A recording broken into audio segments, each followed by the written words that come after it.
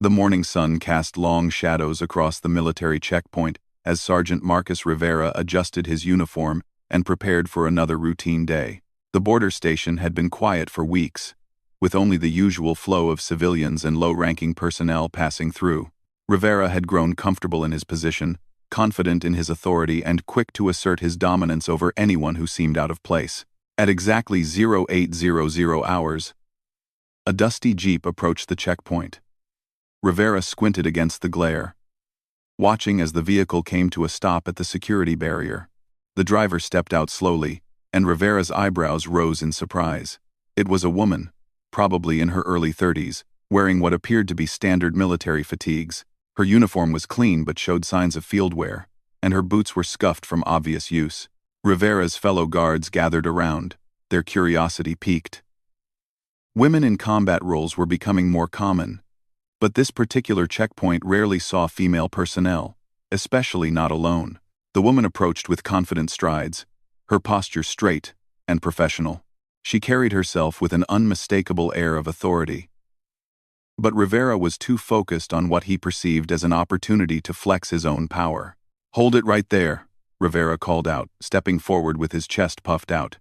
"This is a restricted military zone. State your business." The woman stopped a few feet away and reached slowly toward her chest pocket. "I need to pass through to reach the command center," she said calmly, her voice steady and clear. "I have orders to report to Colonel Henderson immediately." Rivera let out a short laugh, and his fellow guards exchanged amused glances. "Orders? From who exactly?" He looked her up and down with obvious skepticism. "You don't look like any soldier I've seen around here. What unit are you supposed to be with?" The woman's expression remained neutral, but there was something in her eyes that should have warned Rivera to proceed with caution. Instead, he felt emboldened by what he mistook for weakness. "I'm waiting for an answer, soldier," he said, emphasizing the last word with clear condescension. "I'm with the 82nd Airborne Division," she replied evenly, "and I really do need to get through." This only seemed to amuse Rivera more. The 82nd Airborne was an elite unit, known for its rigorous training and high standards. The idea that this lone woman could be associated with such a prestigious division struck him as absurd. "The 82nd? He scoffed. "Right. And I suppose you're some kind of war hero too?" The other guards chuckled nervously. Something about the woman's demeanor was beginning to make them uncomfortable, but Rivera was too caught up in his performance to notice. He had an audience, and he was determined to make the most of it. "Look, lady," Rivera continued, his voice growing louder and more aggressive. "I don't know what kind of game you're playing, but this isn't some tourist attraction. This is a real military installation with real security protocols. If you think you can just walk up here with some story about the 82nd Airborne and expect us to roll out the red carpet, you're seriously mistaken." The woman's hand moved again toward her pocket, but Rivera quickly stepped closer. "Keep your hands where I can see them," he barked. "For all we know, you could be anyone. A reporter, a spy, maybe just some crazy person who got hold of a uniform." Sergeant Rivera, one of the younger guards, said quietly, "Maybe we should let her show us her identification." Rivera shot him a withering look. "I'll decide when and if she gets to show us anything, Private. This is my checkpoint, and I run things here." He turned back to the woman, his confidence growing with each passing moment. "So here's what's going to happen. You're going to turn around, get back in that Jeep, and drive away. And if you're smart, you won't come back."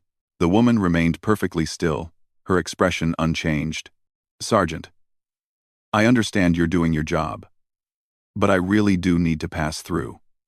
If you'll just allow me to show you my credentials." "Credentials?" Rivera interrupted with a bark of laughter. "What credentials could you possibly have that would impress me?" He gestured broadly to encompass the checkpoint and his men. "I've been in the Army for 12 years. I've served in 3 combat zones. I've earned my stripes the hard way, through blood, sweat, and dedication. And you think you can just show up here and demand respect?" The tension at the checkpoint was becoming palpable. The other guards were shifting uncomfortably, sensing that something was not quite right about the situation. The woman's calm demeanor, in the face of Rivera's increasingly hostile behavior, was unsettling. Most people, when confronted by an angry sergeant at a military checkpoint, would become defensive, argumentative, or intimidated. This woman seemed almost amused. "I'm not demanding anything, Sergeant," she said quietly. "I'm simply asking to pass through, so I can report as ordered." "Surely that's not unreasonable." Rivera stepped even closer, now standing barely 3 feet away from her. "You want to know what's unreasonable? What's unreasonable is some civilian thinking she can dress up like a soldier and waltz into a military zone. What's unreasonable is expecting me to believe that someone like you could have any legitimate business with Colonel Henderson." The woman's eyebrows rose slightly. "Someone like me? You know exactly what I mean," Rivera said, his voice dripping with disdain. "You think because you put on a uniform and learned a few military terms, you can fool real soldiers? I've seen your type before.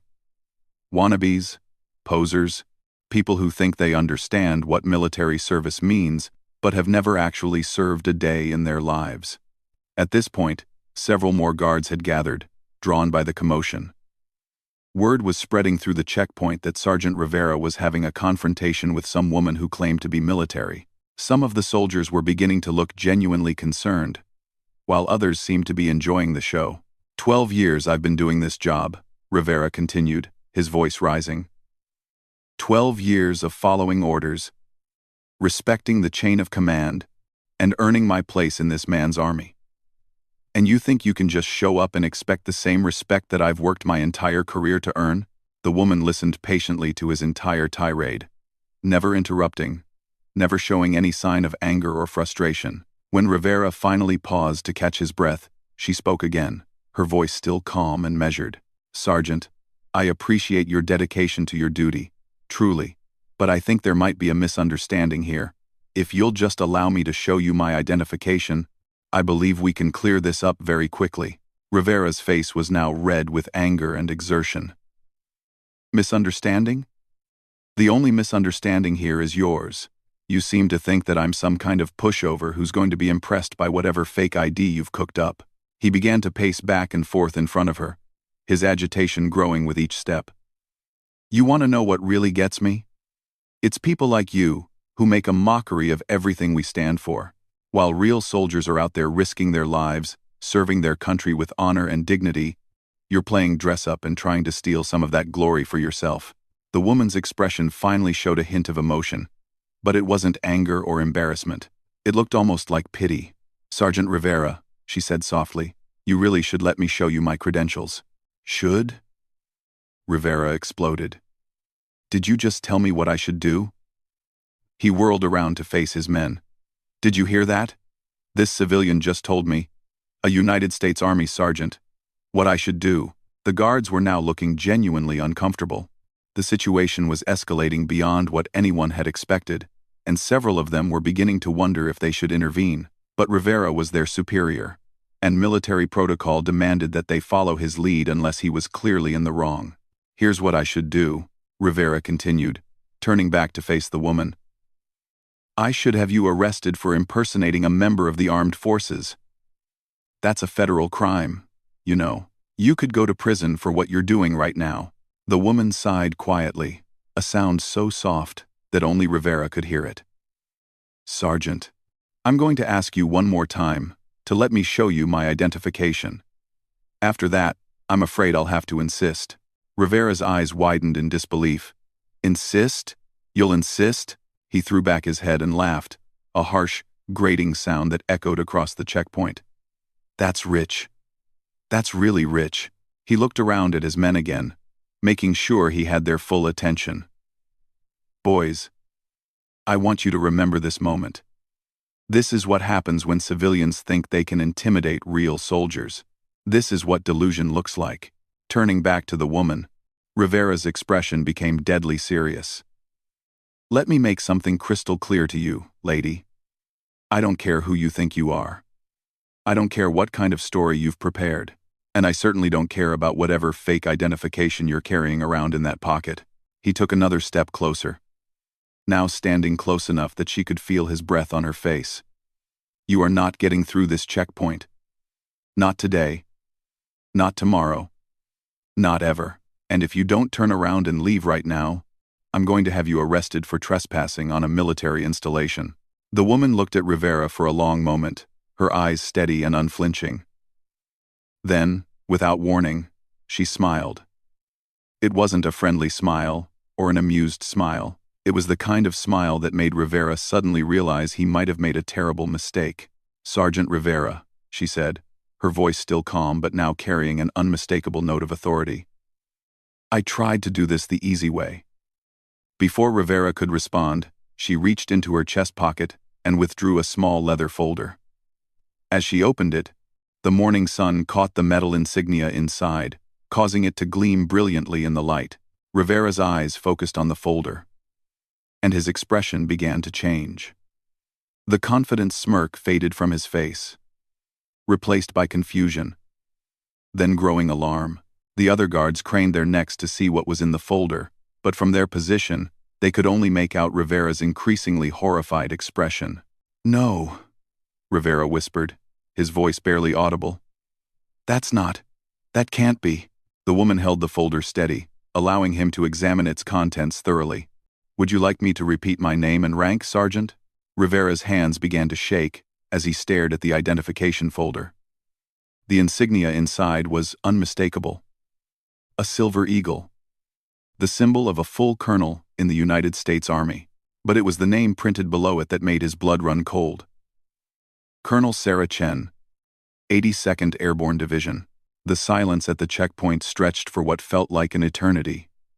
Rivera's mouth opened and closed several times, but no words came out.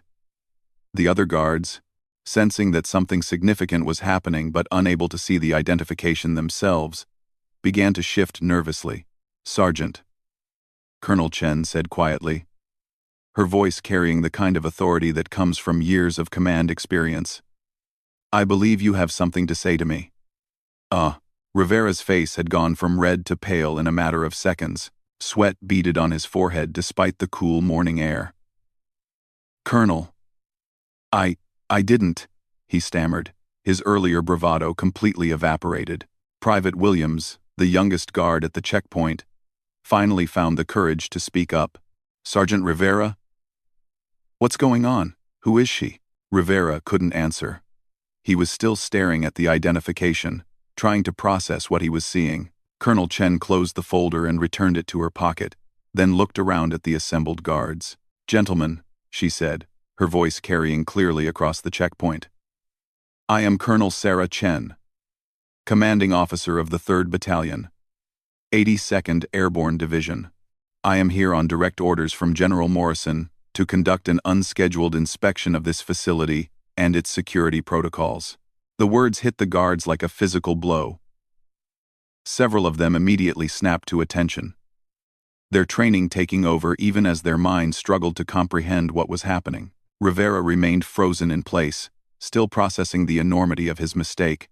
Colonel Chen continued, her tone professional, but with an underlying steel that made every man present understand that this was not a woman to be trifled with. "I arrived here this morning expecting to conduct a routine evaluation of your checkpoint procedures. Instead, I've been subjected to harassment, discrimination, and gross insubordination from your sergeant." Private Williams swallowed hard. "Ma'am, we didn't know. Sergeant Rivera didn't tell us."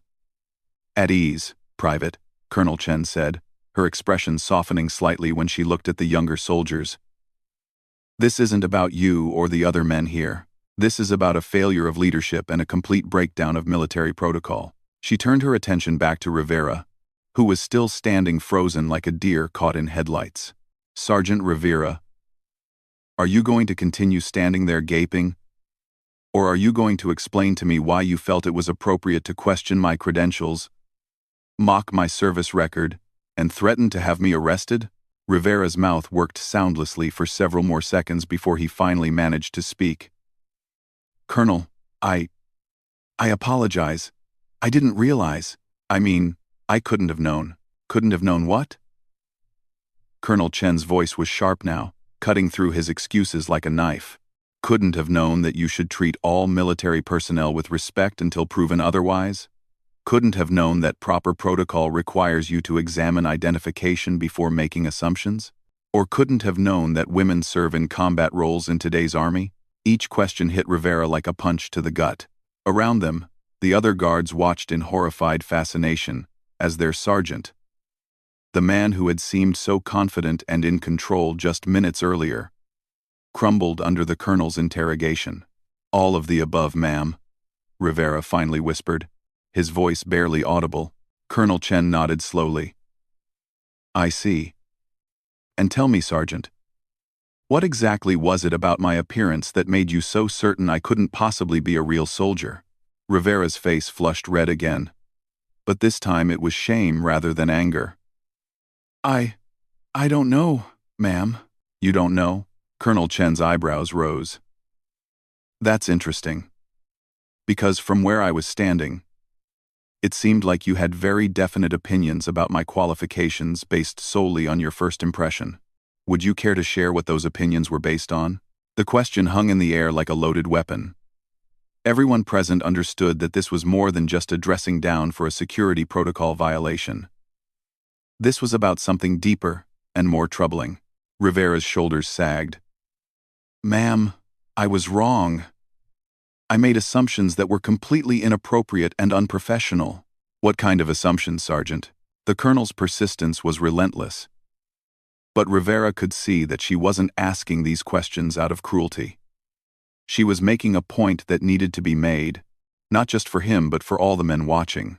"I assumed that because you were a woman, you couldn't be a real soldier," Rivera admitted, his voice thick with shame. "I thought you were some kind of fraud or imposter. I let my own prejudices cloud my judgment." Colonel Chen nodded. "At least you're honest. That's something." She paused for a moment, studying Rivera's face. "Tell me about your service record, Sergeant. You mentioned 12 years in the Army." Rivera straightened slightly, grateful for what seemed like a change of subject. "Yes, ma'am. I enlisted right out of high school. I've done 3 tours overseas, 2 in Afghanistan and 1 in Iraq. I've been stationed at 7 different bases and received commendations for—" "Stop." Colonel Chen held up her hand. "I'm not interested in your commendations right now. I want to know about your experience serving with women in the military." Rivera's face fell again. "Ma'am, it's a simple question, Sergeant. In your 12 years of service, how many women have you served alongside?" Rivera thought for a moment. "Quite a few, ma'am. In recent years especially." "And how did those women perform their duties?" They performed them well, ma'am. Very well. In most cases." Colonel Chen's expression remained neutral. "In most cases?" "In all cases, ma'am," Rivera corrected quickly. "The women I've served with have been excellent soldiers." "Then explain to me, Sergeant, why you assumed I couldn't be one of them." Rivera had no answer for that. The logic was inescapable. If he had served alongside competent female soldiers for years, why had he automatically assumed this woman was a fake? Colonel Chen seemed to read his thoughts. "Let me help you understand something, Sergeant Rivera. I've been in the Army for 16 years. I graduated first in my class at West Point. I've commanded units in 4 combat zones. I've earned 2 Bronze Stars, a Purple Heart, and the Combat Action Badge. I've led men and women through some of the most dangerous missions our military has undertaken in the past decade." She paused, letting that information sink in. "But none of that matters to you, does it? Because when you looked at me, all you saw was a woman. And in your mind, women don't belong in real military roles." Rivera wanted to protest, to defend himself, but he knew she was right. Every word she spoke was true, and they both knew it. "The tragedy here, Sergeant, isn't just that you disrespected a superior officer. It's that you've learned nothing from your own experiences. You've worked with capable female soldiers. You've seen them prove themselves time and again, and yet when faced with an unknown woman in uniform, you immediately defaulted to skepticism and hostility." Private Williams and the other guards were hanging on every word. This wasn't just a lesson for Rivera. It was a lesson for all of them. Colonel Chen continued, What you did here today wasn't just unprofessional. It was a betrayal of every female soldier who has ever served with honor and distinction. You essentially declared that their service, their sacrifice, and their achievements are somehow less valid than yours simply because of their gender. Rivera's head dropped. Ma'am, I never thought of it that way. No. You didn't think at all. That's the problem. Colonel Chen's voice softened slightly. Sergeant, I've dealt with men like you before. Good soldiers who somehow convince themselves that their prejudices are actually professional standards. The difference is, most of them learn from their mistakes. She looked around at the other guards. I want all of you to understand something. The modern military is an integrated force. Women serve in every capacity, from frontline combat to command positions. They've proven themselves on battlefields around the world, and they've earned the right to be treated with the same respect and professionalism that you would show any male soldier.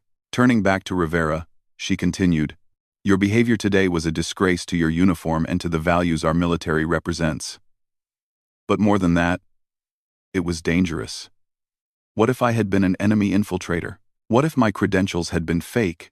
Instead of following proper security protocols, you were so focused on asserting your superiority over someone you perceived as weak that you failed to do your actual job.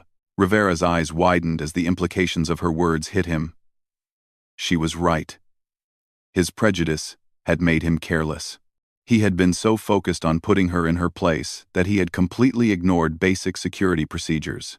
A real security threat would have taken advantage of your arrogance and your assumptions, Colonel Chen said. They would have counted on exactly the kind of behavior you displayed today. In your eagerness to humiliate someone you saw as beneath you, you created a massive security vulnerability. The colonel looked at her watch. I was supposed to be at the command center 20 minutes ago for a briefing with Colonel Henderson about improving security at remote installations. I suppose I now have some very specific recommendations to make. Rivera felt his career flashing before his eyes. Colonel, please. I know I made a mistake, but... A mistake? Colonel Chen's voice was sharp again. Sergeant, what happened here today wasn't a mistake. Mistakes are accidents, errors in judgment made under pressure or due to incomplete information. What you did was deliberate. You made a conscious choice to treat me with disrespect based solely on your own prejudices. She paused, studying his face carefully. However, I'm going to give you an opportunity to redeem yourself. Not because you deserve it, but because the Army needs leaders who can learn from their failures and become better. Rivera looked up hopefully. Yes, ma'am. Anything. You're going to write a detailed report about what happened here today. You're going to analyze your own behavior, identify the specific failures in your thinking, and develop a comprehensive plan for ensuring this never happens again. You're also going to recommend additional training protocols for your entire unit. Colonel Chen's expression remained stern. Furthermore, you're going to personally oversee the implementation of new sensitivity and bias training for all personnel under your command. And you're going to do all of this while maintaining the highest standards of professionalism and security at this checkpoint. Rivera nodded eagerly. Yes, ma'am. Absolutely. Thank you for the opportunity to make this right. Don't thank me yet, Sergeant. This is your last chance. If I hear about any similar incidents involving you or anyone under your command, your military career will be over. Is that understood? Perfectly understood, ma'am. Colonel Chen looked around at the other guards one final time. Gentlemen, I want you to remember what you witnessed here today. Remember that respect is earned through competence and character, not through gender or appearance. Remember that our strength as a military comes from our ability to work together as a unified force, regardless of our differences. She started walking toward her jeep, then stopped and turned back. And remember that when someone shows up at your checkpoint claiming to be military personnel, your job is to verify their credentials, not to judge their worthiness based on your own biases. As Colonel Chen drove away, the checkpoint fell into stunned silence. Rivera stood motionless, staring at the dust cloud, kicked up by her departure. The weight of what had happened was beginning to sink in. not just for him but for all the men who had witnessed it. The hours following Colonel Chen's departure were unlike anything the checkpoint had ever experienced. Word of the incident spread through the base like wildfire, carried by the guards who had witnessed the confrontation and by those who had heard second-hand accounts. Each telling seemed to add new details, and by noon, the story had taken on almost legendary proportions. Rivera spent the rest of the morning in his quarters, staring at a blank sheet of paper as he tried to begin the report Colonel Chen had demanded. Every time he put pen to paper, the magnitude of his failure overwhelmed him. How could he possibly explain what he had done? How could he analyze behavior that now seemed so obviously wrong? Private Williams knocked on his door around 1,300 hours. "Sergeant? You missed lunch. The guys are wondering if you're okay." Rivera looked up from his desk, his eyes red and exhausted. "Come in, Williams." Close the door. The young private entered cautiously. He had never seen his sergeant look so defeated. "Sir, about what happened this morning." "What about it?" Rivera's voice was flat, devoid of the confidence that usually characterized his speech. "Well, sir, some of us were talking, and we wanted you to know that we don't think any less of you. I mean, how were you supposed to know she was a colonel? She didn't look like any officer I've ever seen." Rivera studied the young man's face. Williams was trying to be supportive, but his words revealed that he had completely missed the point of what had happened. "Williams, sit down." The private took a seat across from Rivera's desk, clearly uncomfortable with the informal atmosphere. "Tell me something," Rivera said. "What do you think a colonel should look like?" Williams shifted in his chair. "Well, I guess, older, more distinguished, and usually. I mean, most of the colonels I've met have been men." Rivera nodded slowly. "And why do you think that is?" "I don't know, sir. That's just how it's always been, I guess. But it's changing, isn't it? We've got women in our unit. Staff Sergeant Martinez is one of the best soldiers I've ever served with." "Yes, sir, she's amazing. But she's not an officer. She came up through the ranks like us." Rivera leaned back in his chair. "Williams, I want you to think about something. 5 years ago, would you have believed that a woman could be as good a soldier as Martinez?" Williams thought about it. "Honestly, probably not, sir. But now you know better." "Yes, sir. So what's the difference between accepting that a woman can be a staff sergeant and accepting that a woman can be a colonel?" Williams was quiet for a long moment. I guess there isn't one. No, there isn't. And that's the lesson I learned today, the hard way." Rivera stood up and walked to the window, looking out at the checkpoint where his entire worldview had been shattered just a few hours earlier. "Williams, I've been in the Army for 12 years. I've prided myself on being a good soldier, a good leader. But today I realized that I've been carrying around prejudices that made me a worse soldier, not a better one. Sir, when I saw Colonel Chen this morning, I didn't see a fellow soldier who might need assistance or guidance. I didn't see a potential threat that needed to be properly assessed. I saw what I thought was a weak woman trying to play soldier. And I decided to put her in her place." Rivera turned back to face Williams. "Do you understand how dangerous that was? What if she had been an enemy agent? What if she had been armed? What if she had been gathering intelligence? Instead of following security protocols, I was so busy trying to humiliate her that I became completely ineffective at my actual job." Williams nodded slowly.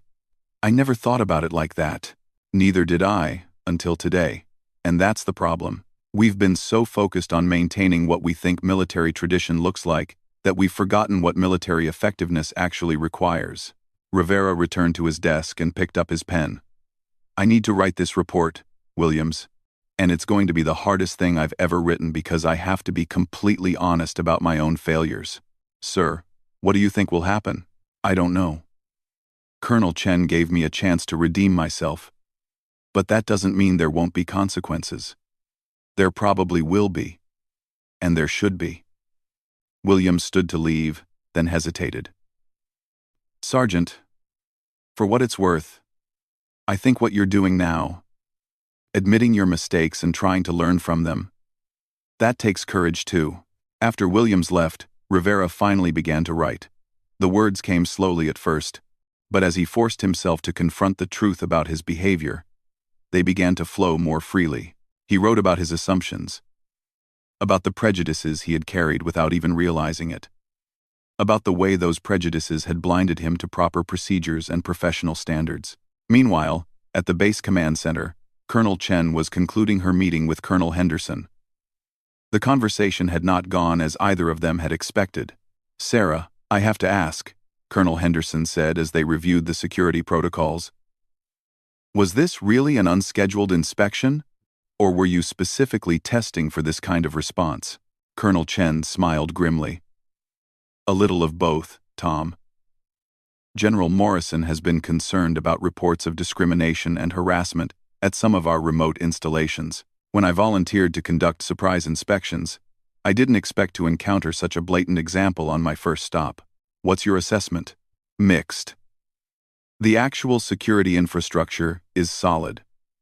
The physical barriers, communication systems, and response protocols are all well designed and properly maintained. But the human element..." She shook her head. That sergeant's behavior revealed some serious cultural problems. Colonel Henderson frowned. "Do you think it's widespread?" "I think Rivera is probably not unique. He's been in the Army for 12 years, which means his attitudes were formed during a time when women in combat roles were rare. But the military has changed faster than some of our personnel have adapted. What do you recommend?" Colonel Chen consulted her notes. "Immediate bias and sensitivity training for all personnel at this installation. Regular diversity and inclusion assessments. And most importantly, clear consequences for discriminatory behavior, regardless of the rank of the person engaging in it." 4. What about Rivera specifically? I gave him a chance to redeem himself. Whether he takes advantage of it remains to be seen. But Tom, this isn't just about punishing one sergeant. This is about making sure that every soldier in our command understands that discrimination weakens our entire force. Colonel Henderson nodded. "I'll implement your recommendations immediately." "And Sarah? Thank you for handling this personally. A lot of officers would have just filed a report and moved on. This is too important for that. These aren't just policy violations. They're threats to our operational effectiveness." 3 weeks later, Rivera stood before his assembled unit in the base's main briefing room. The diversity and inclusion training Colonel Chen had mandated was about to begin, and Rivera had volunteered to kick it off by sharing his own experience. 3 weeks ago, he began, his voice steady but humble, "I made the worst mistake of my military career. Not because I failed to follow a procedure or because I made a tactical error, but because I let my own prejudices override my judgment and my professionalism." The room was silent.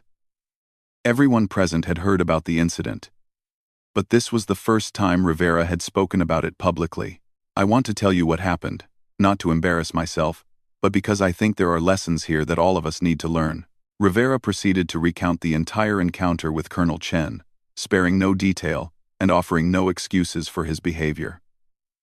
As he spoke, he watched the faces of his audience.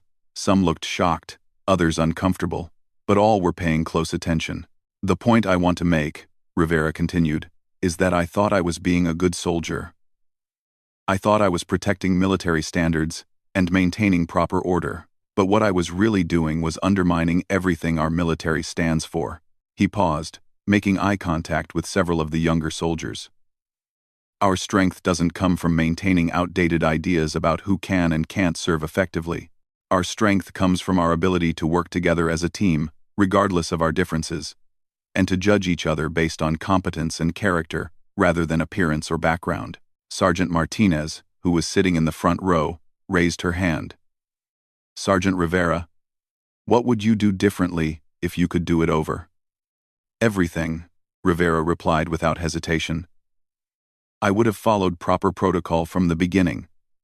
I would have examined her credentials immediately instead of making assumptions.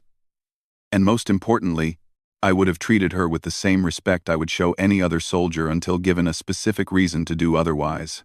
Private Williams spoke up from the back of the room. "Sir, how do we know when we're making the same kind of mistakes you made?"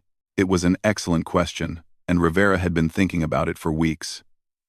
I think the key is to constantly question our own assumptions. When we react strongly to someone or something, we need to ask ourselves why. Are we responding to actual facts and evidence, or are we responding to our own biases and preconceptions? Rivera looked around the room one more time. I also think we need to remember that admitting when we're wrong isn't a sign of weakness. It's a sign of strength. Colonel Chen could have destroyed my career that day, and she would have been justified in doing so. Instead, she gave me a chance to learn and grow. I want to pass that same opportunity on to all of you. The training session continued for another 2 hours, with frank discussions about bias, discrimination, and the changing nature of the modern military. For many of the participants, it was the first time they had ever seriously examined their own assumptions about gender, race, and military service. 6 months later, the checkpoint that had been the scene of Rivera's humiliation had become a model for the entire region. The security protocols were as tight as ever, but they were now implemented with a professionalism and respect that impressed every visiting dignitary and inspector. Rivera himself had been promoted to staff sergeant, though he no longer measured his success solely by rank or recognition. He had become known throughout the base as someone who could help other soldiers work through their own biases and prejudices, not through judgment or punishment, but through honest self-reflection and genuine commitment to improvement. Colonel Chen made several more visits to the installation over the following months, always unannounced, and always focused on different aspects of security and operations. Each time, she was impressed by the progress she observed. The culture at the checkpoint had fundamentally changed, not just in terms of how personnel treated women, but in how they approached diversity and inclusion in general. On her final visit, she found Rivera training a group of new recruits on proper checkpoint procedures. She watched from a distance as he patiently explained the importance of treating every person with respect while maintaining appropriate security standards. After the training session, she approached him privately. "Staff Sergeant Rivera." "Colonel Chen," Rivera replied, snapping to attention. "At ease. I wanted to congratulate you on your promotion, and to tell you how impressed I am with the changes you've implemented here." "Thank you, ma'am, but I have to say, those changes wouldn't have been possible without the lesson you taught me that day. I know you could have handled things very differently, and I'm grateful that you chose to give me a chance to learn instead of just punishing me." Colonel Chen smiled. "Staff Sergeant, the best leaders are often those who have learned from their failures. You've shown that it's possible to grow and improve, even after making serious mistakes. That's a valuable lesson for everyone in your unit." As she prepared to leave, Rivera had one final question. "Ma'am, if you don't mind me asking, how did you know to give me that chance? Why didn't you just report me and move on?" Colonel Chen considered the question carefully. "Because I saw something in your reaction that told me you were genuinely shocked by your own behavior. A lot of people, when confronted with their prejudices, become defensive or try to justify their actions. You looked horrified. That told me you had the capacity to change." She paused. "And because, Staff Sergeant, I've been in your position before. Not exactly the same situation, but I've had moments where my own assumptions and biases led me to make poor decisions. The difference is that someone gave me a chance to learn from those mistakes. I wanted to pass that forward." As Colonel Chen drove away from the checkpoint for what she knew would be the last time, she reflected on the unexpected outcome of what had started as a routine inspection. Sometimes the most important victories weren't won on battlefields or in boardrooms, but in small moments when people chose to confront their own limitations and commit to becoming better. Rivera watched her jeep disappear into the distance, then returned to his duties. The checkpoint was busy that day, with a steady stream of personnel and vehicles requiring security clearance. Each interaction was handled with professionalism and respect, regardless of the rank, gender, or background of the individuals involved. It was exactly as it should be, Rivera thought. And for the first time in months, he felt genuinely proud of the soldier he had become.